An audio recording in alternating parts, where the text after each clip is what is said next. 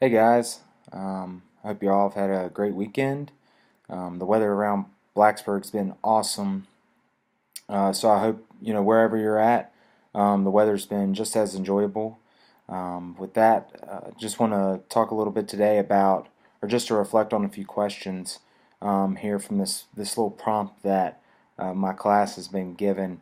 And so one of the questions I want to address first is, what does it mean to me to be a teacher? The most obvious response is to just educate children. But I think for me, it's more about just being there for the students to help them. I'm one of those, that believes education begins at the home, but that's not always the case. And so, whether it's, here in New River Valley or just Southwest Virginia, East Coast, United States, or globally, children comes from all different backgrounds. They experience, a lot of good things and a lot of bad things from home. And so I think for me, what does it mean to be a teacher is to be sensitive to children, not just to their learning needs, but also their emotional and physical needs. And, try to meet them where they're at, to be able to, engage them in the material, but to also to be some sort of a role model for them. I think a lot about teachers who made the biggest impact on my lives, and it was the teachers that took an interest in my life. It's the teachers that cared about what's going on, not just with my learning, but with things around me, my friends, my family. There's certainly boundaries and barriers, that had to be set up, informed, and there was definitely a line between, my teacher and the student, that relationship, and it never blurred. And so I think for me, being able to think back on that is going to help me moving forward. The relationship that I have with students. Um, I've often been reminded, though, throughout this journey I've taken thus far, um, to be caught up in the logistics side of education and teaching, and the standard side, and what's going to be required of me on a federal level, on a state level, on a local level. But then being in the classroom and just seeing all the different folks and children come through, to be reminded that it's more than just presenting material to them and teaching, educating, but to just be there, if they ever need me. And I hope that one day I can be there for students, and that I can have a relationship with them that's built around trust and respect, and really just try to help them become leaders. I think some students are there's the whole notion that there's born leaders. I think everyone has the potential to be a leader. Sometimes you have to encourage students and spur them on to be leaders. Not just in their families and so on, but in their community.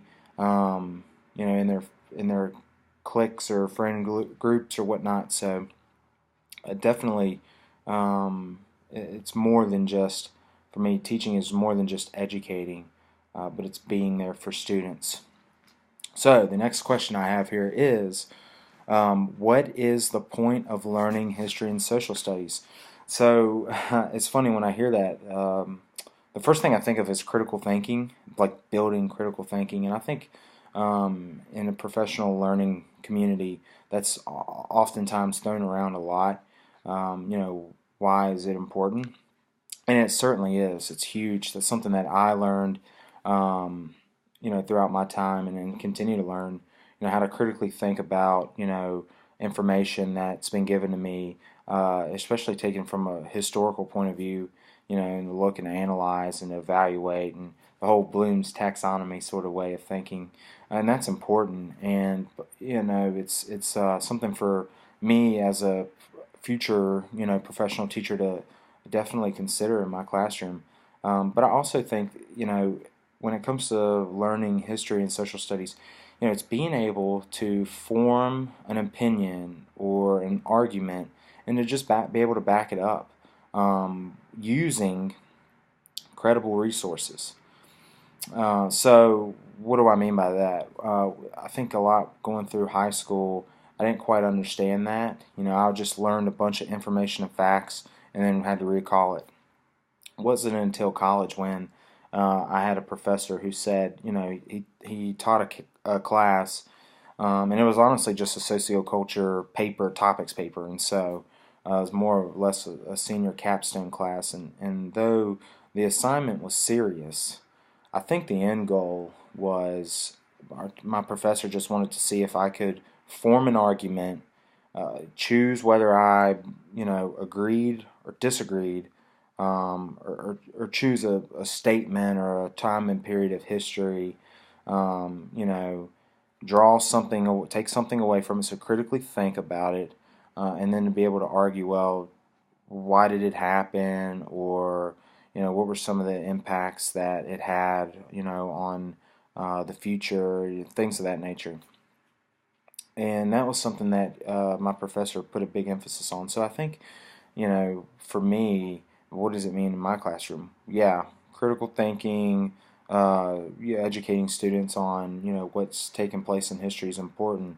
I think it's equally important to show them, or for them to learn the importance of, not just saying stuff off the top of, of their head, like, um, maybe some, why did we drop the bomb on Japan? There, controversial, topic, or even in that a controversial point in time. And so let's take that and let's not just teach the students about the facts and so on and what happened in that time period or even in that event, but to have them discover how do they feel about that. And what they have to do is they have to research.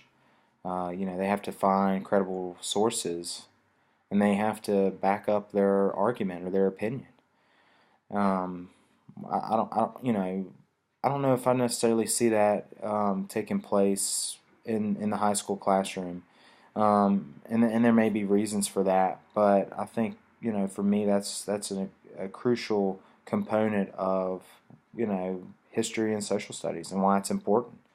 Um, and it's something that they can transfer across other disciplines or other content areas, whether it be science, biology, or math, and not so much math, but I think it's certainly a concept that can be transferred, or just a skill that they can use, that, and they can apply it to real life and things like that. And so certainly that is something that is important to me, and I think should definitely be addressed, not just in classrooms around Virginia or the United States and so forth, but just in my own classroom. I think that's where I'm going to place more of an emphasis on, especially when we go through some of the content, and the material and curriculum and whatnot.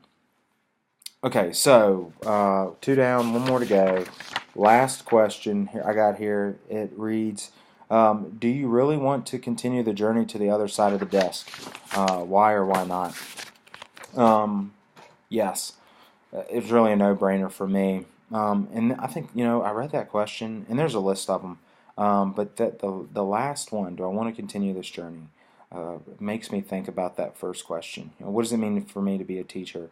And when I think about the standards, when I think about all of the logistics of teaching and curriculum building or lesson planning and so on, it's like, man, that's a ton of work.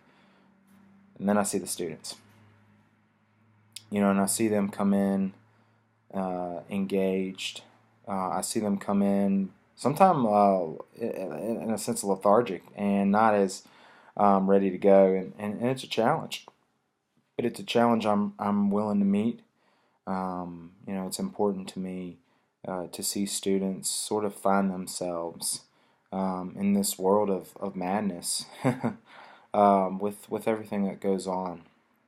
You know, middle school, high school's an important time for young men and women in terms of their identity and figuring out who they are and what they want to do. And there's all these external and internal factors, you know, that goes into them discovering who they are. So I think it's important to not necessarily tell them, oh, this is what you need to be, but to just help in that and to show them that, you know, they can be whoever they want to be if they truly set their mind to it. And you know, I had a high school teacher who told me that. You know, he said, you know, I was kind of a slacker in high school, didn't care so much. And he looked me dead in the eyes, and he just asked why. You know, you can be whoever, you can do whatever you want to do. You know, but you have to have a will, you have to have a purpose, and you have to set your mind to that. You have to have that goal, and you have to press forward to that. And you can't let anything get in your way. And if there is things that get in your way, because let's be fair, it's life, things happen. You know, there's things that alter our path.